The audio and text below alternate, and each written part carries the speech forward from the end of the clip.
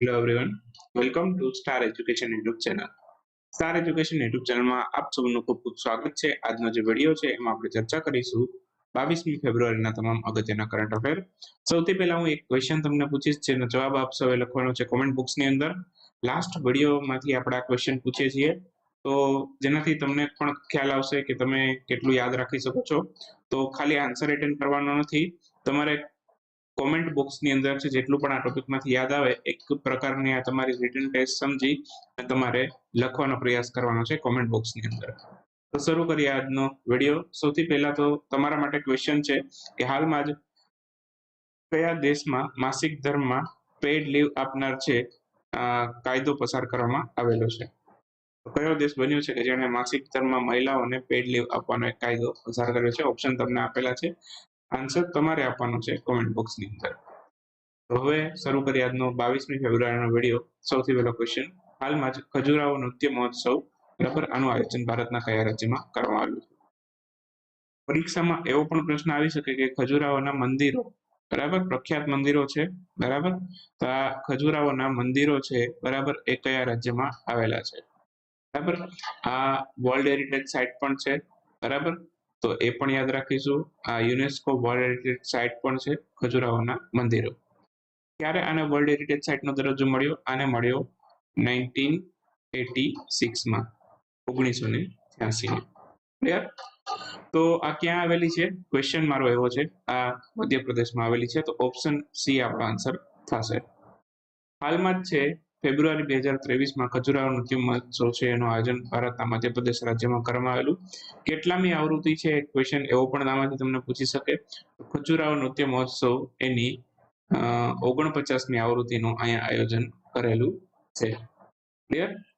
તો આ આયોજન કોણે કર્યું છે? ઉસ્તાદ અલાઉદ્દીન ખાન સંગીત એવં કલા એકેડમી, એમના દ્વારા આનું આયોજન કરવામાં આવેલું છે. કોનું? તો કે ખજુરાહો નૃત્ય મહોત્સવ. ક્લિયર અહીં સુધી? આની અંદર છે બે નૃત્યો ઉપર ખાસ ભાર મૂકેલો છે, એક તો કથક અને બીજું છે ભરતનાટ્યમ. આ બે નૃત્યો ઉપર આ નૃત્ય મહોત્સવની અંદર વધારે પડતો ભાર મૂકવામાં આવેલો છે.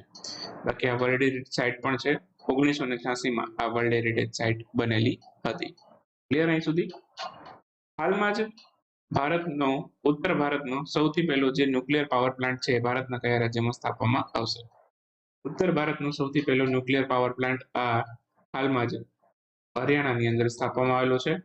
હરિયાણામાં કઈ જગ્યાએ? તો કે ગોરખપુરમાં, બરાબર, ગોરખપુર ખાતે. આ પણ યાદ રાખવાનું, બરાબર. તો હાલમાં જ ઉત્તર ભારતનો સૌથી પહેલો જે ન્યુક્લિયર પાવર પ્લાન્ટ છે હરિયાણાના ગોરખપુરમાં ખોલવામાં આવેલો છે. એકચ્યુઅલમાં ખોલવામાં તો નથી આવેલો, પણ શોર્ટ ટર્મની અંદર છે આ ઓપરેશનલ થઈ જશે, આનું ઉદ્ઘાટન થઈ જશે અને આ કાર્યરત થઈ જશે.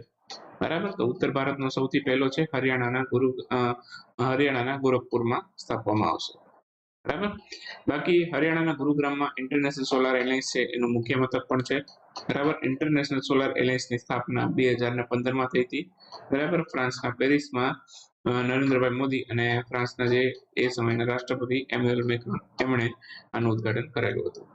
બાકી ન્યુક્લિયર પાવર પ્લાન્ટની વાત આવી છે, થોડુંક એના રિલેટેડ જીકેનો અભ્યાસ કરાવી દઉં.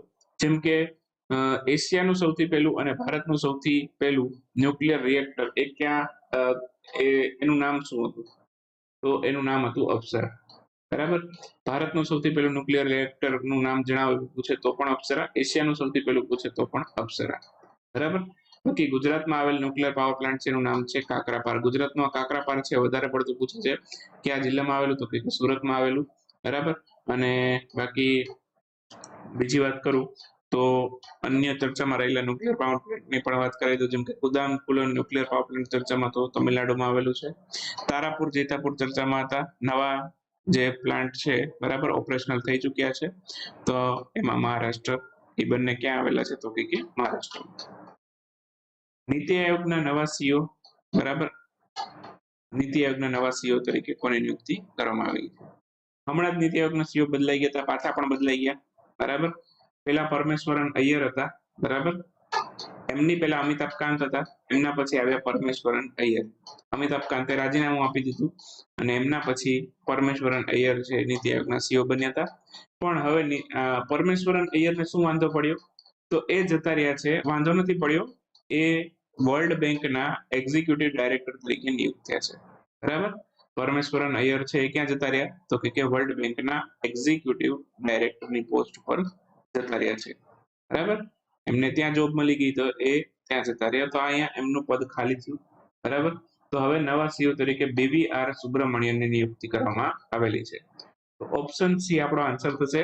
BVR સુબ્રમણ્યન એ નીતિ આયોગના નવા સીઓ બન્યા છે. આ યાદ રાખજો, BVR સુબ્રમણ્યન. બરાબર. હવે પરમેશ્વરન અય્યરને ભૂલી જાજો. ઓકે. હવે નીતિ આયોગના સીઓ કોણ છે? BVR સુબ્રમણ્યન. આ જે તમે ઇમેજમાં જે સજ્જન વ્યક્તિ છે એમને જોવો છો, આ છે BVR સુબ્રમણ્યન. ઓકે. પરમેશ્વરન અય્યર ક્યાં જતા રહ્યા? તો કે વર્લ્ડ બેંકના એક્ઝિક્યુટિવ સીઓ એક્ઝિક્યુટિવ ડાયરેક્ટર તરીકે એમની નિયુક્તિ થઈ ચૂકી છે. બાકી ઉપાધ્યક્ષ એ જ છે સુમન બેરી, જેને તમે યાદ રાખ્યા હતા. સ્થાપના દિવસ પણ એ જ છે, એમાં કઈ બદલાય નહીં કોઈ દિવસ. બરાબર. તો સ્થાપના દિવસ 1 જાન્યુઆરી 2015. આયોજન પંચમાંથી નીતિ આયોગની રચના થઈ હતી. બરાબર. અને આનું મુખ્યાલય ક્યાં આવેલું છે? તો કે નવી દિલ્હીમાં. ક્લિયર? તો આટલા પોઈન્ટ તમારે નીતિ આયોગમાંથી યાદ રાખવાના છે. Dada Saheb Phalke international film festival, okay, આના એવોર્ડમાં હાલમાં જાહેર થઈ ચૂક્યા છે. એમાં બેસ્ટ ફિલ્મનો પુરસ્કાર કોને મળેલો છે? ધ્યાન રાખજો, RRR ને નથી મળ્યો. બરાબર. RRR છે એને પુરસ્કાર મળ્યો છે, પણ કયો મળ્યો છે? Film of the year. Film of the year. બરાબર. પણ આમાં બેસ્ટ ફિલ્મ કઈ બની? બેસ્ટ ફિલ્મ બની કાશ્મીર ફાઇલ્સ. તો ઓપ્શન સી આપણો આન્સર થશે. હાલમાં જ Dada Saheb Phalke international film festival આયોજન એનું મુંબઈમાં થયું છે. પ્રશ્નમાં એમ પણ પૂછે આયોજન ક્યાં થયું? બરાબર. યાદ રાખી લેજો, મુંબઈમાં આનું આયોજન છે. બેસ્ટ ફિલ્મ કઈ બની? કાશ્મીર ફાઇલ બેસ્ટ ફિલ્મ બની. હવે આમાં એવોર્ડમાં તમે જો કોઈ ન્યૂઝપેપર લઈને બેઠા હશો, બરાબર, તો કેટલું લાંબુ લિસ્ટ આપી દેશે એવોર્ડનું, પણ તમારે એટલું બધું યાદ નથી રાખવાનું. હું તમને 4-5 પોઈન્ટ અગત્યના આપું છું. તમારો ક્વેશ્ચન પૂછાશે તો આમાંથી જ નીકળી જશે. બરાબર. અથવા આ ટોપિકમાંથી ક્વેશ્ચન જ નહીં હોય. તો બેસ્ટ ફિલ્મનો પુરસ્કાર મળ્યો કાશ્મીર ફાઇલ્સને. Best film of the year મળ્યો RRR ને. બેસ્ટ અભિનેતા બન્યા, બેસ્ટ એક્ટર બન્યું આમાં રણવીર કપૂર. બ્રહ્માસ્ત્ર મૂવી માટે ભગવાન શિવનું એમણે પાત્ર ભજવેલું હતું, તે માટે મળ્યું છે. બેસ્ટ અભિનેત્રી બન્યા આલિયા ભટ્ટ ગંગુભાઈ કાઠિયાવાડી માટે. શ્રેષ્ઠ ક્રિટિક્સ અભિનેતા બન્યા વરુણ ધવન ભેડિયા મૂવી માટે. શ્રેષ્ઠ ક્રિટિક્સ અભિનેત્રી બન્યા વિદ્યા બાલન જલસા મૂવી માટે. અને બેસ્ટ ડાયરેક્ટર બન્યા આલ બાલ્કી. બરાબર. ચૂપ મૂવી માટે. તો એટલા યાદ રાખવાના છે તમારે આમાંથી. બસ આનાથી વધારે કઈ યાદ નથી રાખવું. હાલમાં જ ઓમ પ્રકાશ કોહલીનું નિધન થઈ ગયું. કયા રાજ્યના ભૂતપૂર્વ રાજ્યપાલ હતા? ઓમ પ્રકાશ કોહલીનું હાલમાં જ નિધન થઈ ગયું. આ ગોવાના રાજ્યપાલ હતા, આપણા ગુજરાતના તો હતા, અને મધ્યપ્રદેશના પણ હતા. તો આપણો આન્સર ઓપ્શન ડી થશે. ઉપરના તમામ આપણો આન્સર થઈ જશે.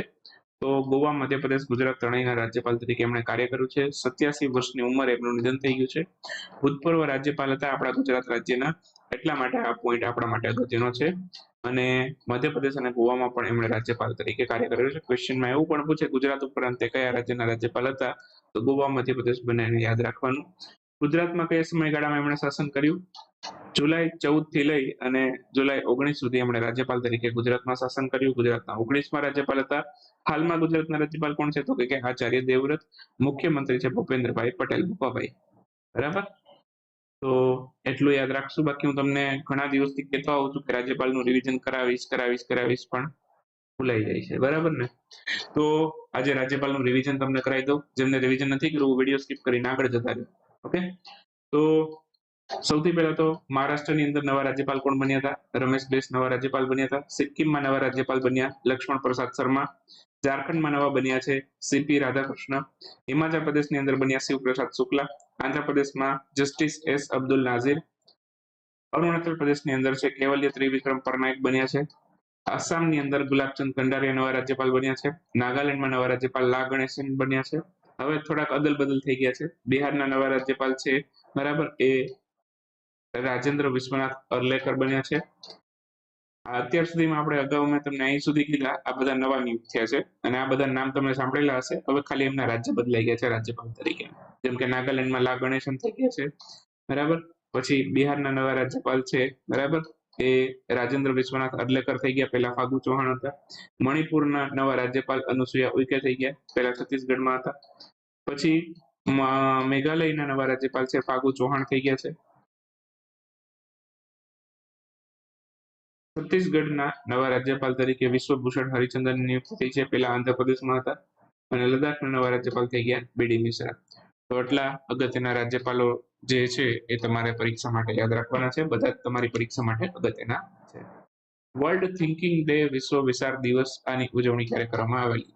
વિશ્વ વિચાર દિવસ છે આ 22મી ફેબ્રુઆરી ઉજવાય છે. તો આપણો આન્સર થશે ઓપ્શન 22 ફેબ્રુઆરી આ દિવસ ઉજવાય છે, વર્લ્ડ થિંકિંગ ડે. આની થીમ છે અવર વર્લ્ડ અવર પીસફુલ ફ્યુચર. 2023 માટે આની થીમ છે અવર વર્લ્ડ અવર પીસફુલ ફ્યુચર. 1926માં સૌથી પહેલી વખત આ વિશ્વ વિચાર દિવસ હતો, તો વર્લ્ડ થિંકિંગ ડે ઉજવાયેલો. ક્લિયર? બસ આટલું યાદ રાખો. હાલમાં જ કયા દેશે ભારત અને કયા દેશ વચ્ચે ડસ્ટ લિંક યુદ્ધ અભ્યાસનું આયોજન કરવામાં આવેલું છે? તો ડસ્ટ લિંક યુદ્ધ અભ્યાસ છે આ ભારત અને ઉઝબેકિસ્તાન વચ્ચે થાય છે, તો ઓપ્શન બી આપણો આન્સર થશે. જ્યારે પણ યુદ્ધ અભ્યાસમાંથી ક્વેશ્ચન આવે ને ત્યારે મેં તમને કીધું 3 પોઈન્ટમાંથી તમારો ક્વેશ્ચન નીકળી શકે. એક તો કયા દેશો વચ્ચે થયું, તો એ તો આવી ગયું, ભારત અને ઉઝબેકિસ્તાન વચ્ચે. એક તો કેટલામી આવૃત્તિ છે એવું પૂછે, તો ભારત ઉઝબેકિસ્તાન વચ્ચે અત્યારે 4થી આવૃત્તિનું આયોજન કરવામાં આવેલું છે. તો કેટલામી આવૃત્તિ છે? 4th એડિશન છે. બરાબર. બીજો એક ક્વેશ્ચન એવો પૂછે કે કયા સ્થળે આનું આયોજન થયું, તો કાં તો ભારતમાં થયું હોય, કાં તો ઉઝબેકિસ્તાનમાં થયું હોય, તો આનું આયોજન થયું છે ભારતમાં. બરાબર. તો ભારતમાં કઈ જગ્યાએ? ભારતમાં થયું છે ઉત્તરાખંડમાં. ઉત્તરાખંડ રાજ્યની અંદર છે, બરાબર, આનું આયોજન કરવામાં આવેલું છે. બરાબર. ઉત્તરાખંડમાં કઈ જગ્યાએ? તો કે ઉત્તરાખંડની અંદર છે પિથોરાગઢ છે, બરાબર, પિથોરાગઢની અંદર એનું આયોજન કરવામાં આવેલું છે. ઓકે, તો આ પણ યાદ રાખવાનું છે. ક્લિયર? તો ડસ્ટ લિંક યુદ્ધ અભ્યાસ છે ભારત અને ઉઝબેકિસ્તાન વચ્ચે થયો છે, અત્યારે 4થી આવૃત્તિ છે. બરાબર. અને ઉત્તરાખંડના પિથોરાગઢ ખાતે આનું આયોજન કરવામાં આવેલું છે. સૌથી પહેલું જે એડિશન હતું એ 2019માં થયું હતું, તો એ પણ યાદ રાખવાનું છે. ક્વેશ્ચનમાં એવું પણ પૂછે કે ડસ્ટ લિંક, અથવા તો વાક્ય આપી દે કે ડસ્ટ લિંક યુદ્ધ અભ્યાસની શરૂઆત છે 2020માં થઈ હતી. તો આ વાક્ય ખોટું છે, યાદ રાખવાનું. 2020માં નથી થઈ, બરાબર, 2019માં થઈ હતી. બધું તમને હાર્દિક સરે કીધું હતું, પછી કહેતા નહીં કે હાર્દિક સરે કીધું નતું. બરાબર. તો શરૂ કરીએ હવે ક્વિક ન્યૂઝ. ક્વિક ન્યૂઝમાં સૌથી પહેલો ક્વેશ્ચન આજના વિડીયો. હાલમાં કયા રાજ્યની સરકારે સૌ પ્રથમ વખત પોન ફેર એટલે કે ઝીંગા મેળાનું આયોજન કરવાનું? ઝીંગા એક પ્રકારનું સી ફૂડ છે, બરાબર. તો ઘણા લોકો છે એનો ખાવામાં ઉપયોગ કરે, જે માછલી ખાય એમ ઝીંગા ખાવાની એક સી ફૂડ છે, બરાબર. તો આ સી ફૂડ સૌથી પહેલું સી ફૂડ ફેસ્ટિવલ પણ કહી શકીએ આને. તો આ સૌથી પહેલું આયોજન કર્યો છે પંજાબ રાજ્યની સરકારે, ભારતની અંદર સૌથી પહેલું થયું છે. તો પંજાબ રાજ્યની સરકાર આનું આયોજન. આતંકવાદનો સામનો કરવા માટે ભારત અને કયા દેશ વચ્ચે ત્રીજી જોઈન્ટ વર્કિંગ ગ્રુપની બેઠકનું આયોજન કરવામાં આવેલું છે? તો ભારત ઇજિપ્ત વચ્ચે આ બેઠક થઈ છે, તો આન્સર આવશે ઇજિપ્ત. મિસો જોડે ભારતના કયા મંત્રાલયે હાલમાં કરાર કરી છે? તો ભારતનું ગ્રામીણ વિકાસ મંત્રાલય એમણે મિસો સાથે કરાર કર્યા છે, તો આન્સર આવશે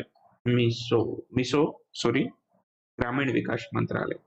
હાલમાં કયા સ્થળે વિશ્વના સૌથી ઊંચા વેધર સ્ટેશન છે એનું પુનઃનિર્માણ કરવામાં આવેલું છે? એકચ્યુઅલમાં પહેલા હતું જ, બંધ પડી ગયું, તો આનું ફરી વખત પુનઃનિર્માણ કર્યું છે વેધર સ્ટેશનનું, અને આ માઉન્ટ એવરેસ્ટ ખાતે કરેલું છે, તો આન્સર આવશે માઉન્ટ એવરેસ્ટ. હાલમાં યુએન સોશિયલ ડેવલપમેન્ટ કમિશને 62મા સત્ર માટે અધ્યક્ષતા કરવા માટે કોને ચૂંટ્યા છે? તો ચૂંટણી થઈ હતી 62મા સત્રની અધ્યક્ષતા કરવા માટે. કોનું 62મું સત્ર હતું? કે યુએન સોશિયલ ડેવલપમેન્ટ કમિશન, બરાબર. તો એમાં અધ્યક્ષ તરીકે ચૂંટાયા છે રુચિરા કંબોજ, તો આન્સર આવશે રુચિરા કંબોજ. ભારતીય મૂળના છે, યાદ રાખજો, ભારતીય મૂળના છે, બરાબર. એના પછી દિવ્ય કલા મેળાનું આયોજન છે 10 દિવસ માટે કરવામાં આવેલું. કયા સ્થળે થયું છે આનું આયોજન? આનું આયોજન થયું છે મુંબઈ માટે, તો આન્સર આવશે મુંબઈ. હાલમાં ભારતના સ્વદેશી નિર્મિત એરક્રાફ્ટ કેરિયરનું નામ જણાવો, જે હાલમાં જ કોમ્બેટ એરક્રાફ્ટનું ટેક ઓફ અને લેન્ડિંગ કરવામાં આવેલું. ભારત પાસે એક જ સ્વદેશી એરક્રાફ્ટ કેરિયર છે હાલમાં જ, અને એનું નામ છે આઈએનએસ વિક્રાંત. આઈએનએસ વિક્રાંત છે ભારતનું સ્વદેશી એરક્રાફ્ટ કેરિયર છે. એનું નિર્માણ કોને કર્યું છે?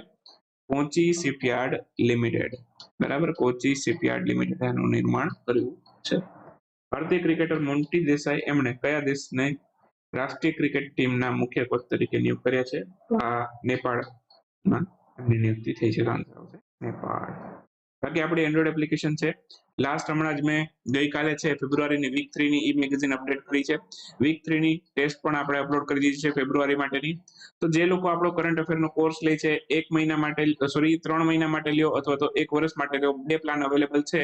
બરાબર, જેમને ટૂંકા ગાળા માટે લેવું છે 3 મહિના વાળો લઈ લ્યો. તલાટી જુનિયર ક્લાર્ક પછી કોઈ એક્ઝામની તૈયારી ન કરતા હોય તો આ 3 મહિના વાળો તમારા માટે સારો છે. 299 રૂપિયા પ્રાઇસ છે.